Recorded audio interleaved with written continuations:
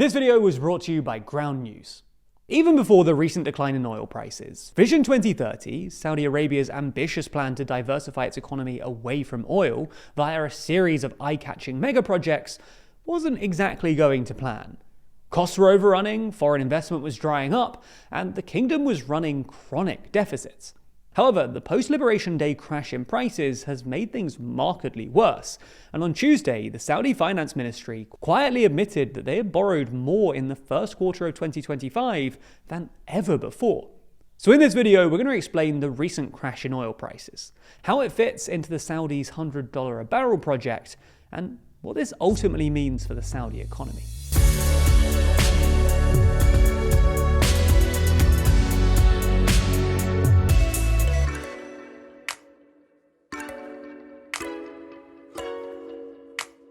If you're a TLDR fan and want to support the channel, then consider picking up a copy of our magazine. Too Long helps to fund all of our journalism and allows us to make free videos on YouTube like this one. You can learn more and buy a copy by clicking a link in the description. So to understand this story, you need a bit of context.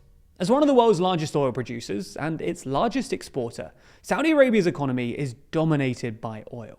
In fact, the oil sector accounts for roughly 90% of export earnings, 80% of state budget revenues, and 40% of GDP. Although much of that remaining 60% of GDP is in some way dependent on the kingdom spending its oil revenues.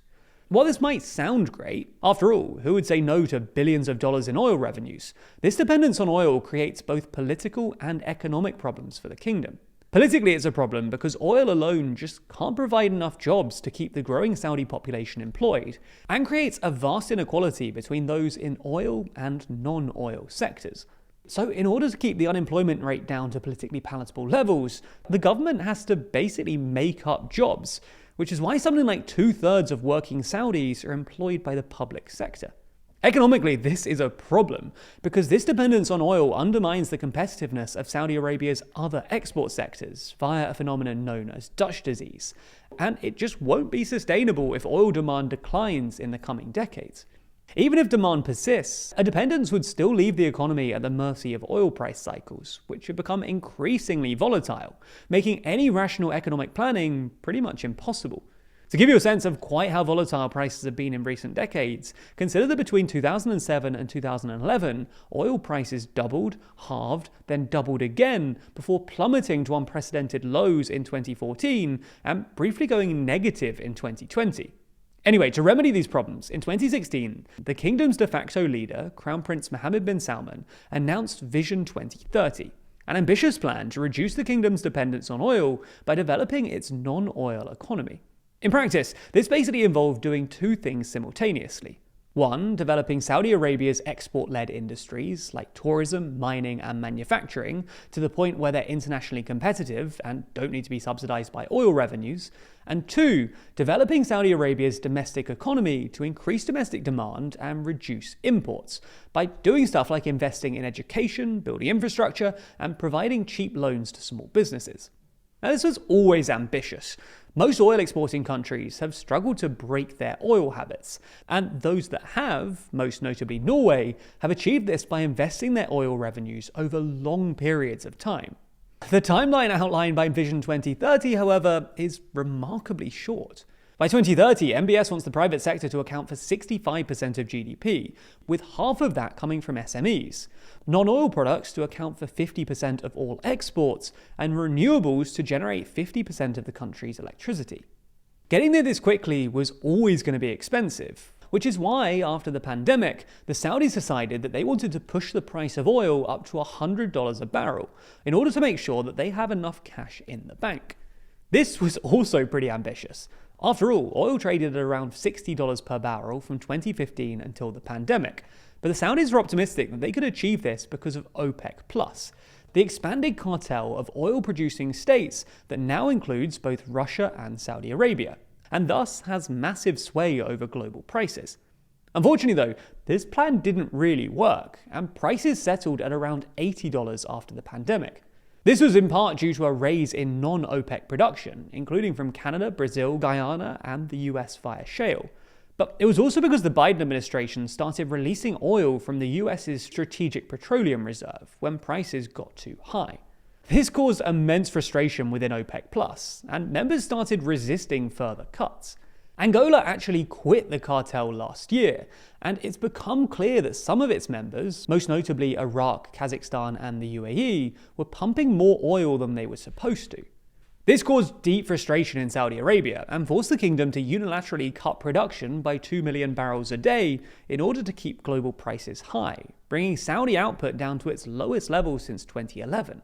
This also meant essentially accepting lower revenues in the short term, despite the fact that the Saudi budget was already coming under strain from the cost of MBS's Vision 2030 megaprojects, like the Neom Line City and the new Saudi Football League. This caused government spending to surge, the Saudis to start running a chronic budget deficit, and the all-important break-even price, i.e. the price that oil is required to be for the Saudis to balance their budget, to rise to about $110 per barrel, according to Bloomberg Economics. This is why the recent crash in oil prices, which have now fallen to around $60 per barrel, looks so tough for the kingdom. The immediate cause of the crash was Trump's Liberation Day, which dampened demand forecasts, but it's been exacerbated by the fact that the Saudis have started to unwind some of the voluntary cuts that we mentioned a moment ago, a tacit admission that their $100 a barrel policy has failed. If prices stay here, Goldman Sachs estimates that the kingdom will run a $67 billion budget deficit this year, well over double the government's current forecast.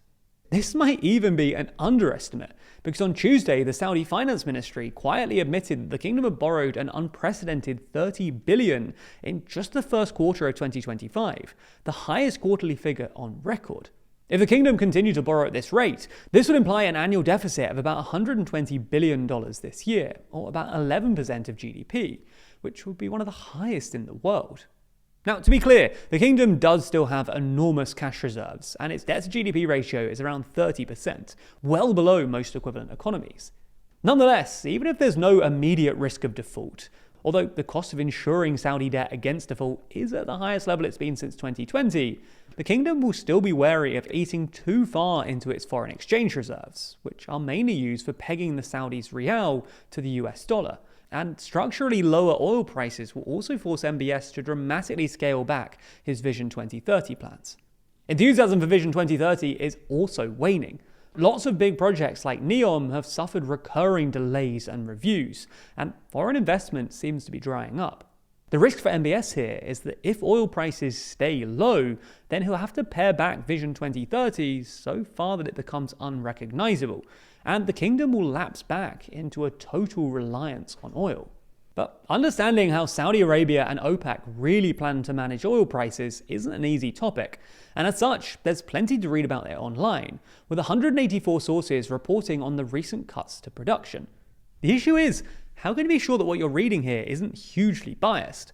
Well, that's a problem that we face when we're making these videos too, and luckily, that's where this week's sponsor, Ground News, comes in. For this story in particular, they've identified that at least 22 left-leaning and 24 right-leaning sources are reporting on it. And in addition to this, they've also shown the main differences between the headlines from left and right-leaning outlets, with those on the left focusing on the geopolitical and environmental impacts, and those on the right focusing more on the deflationary consequences. We're able to do that because of our sponsor, Ground News, whose incredible website and app lets you discover the news and pulls back the curtain on media bias. That's because every story comes with a quick visual breakdown of the political bias, factuality, and ownership of the source's reporting, all backed by ratings from 3 independent news monitoring organizations. But one of the best parts of the app is their blind spot feed.